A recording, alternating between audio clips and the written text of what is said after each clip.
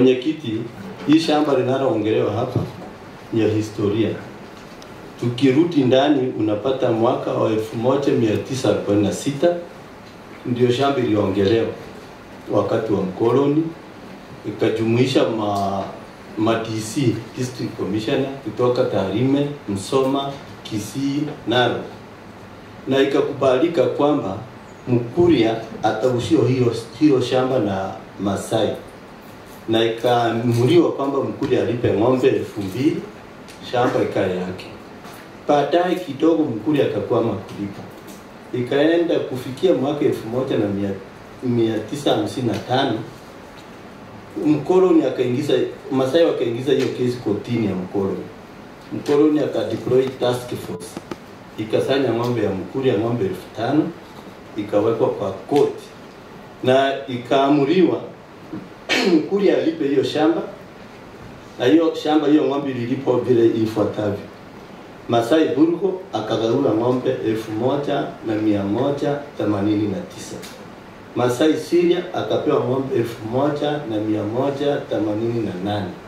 Masai Mitandi akapewa ng'ombe 1188. Na zingine ng'ombe 435 ikawekwa court charges.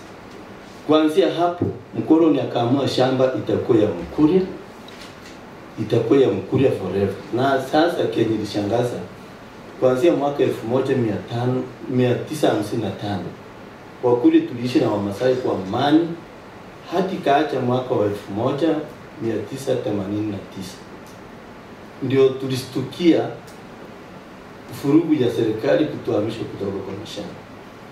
Tulipohamishwa kutoka kwa mashamba, tangu wakati huo ni miaka 36 sasa. Tuko kwa shida ya kufukia watu, kuzika watu kila kuchao, kupoteza mali kila kuchao, shamba hatulimi. Ukiingia katika hiyo area tunasema hiyo Kuitembe ni center yenye iko sehemu ya Nyanza.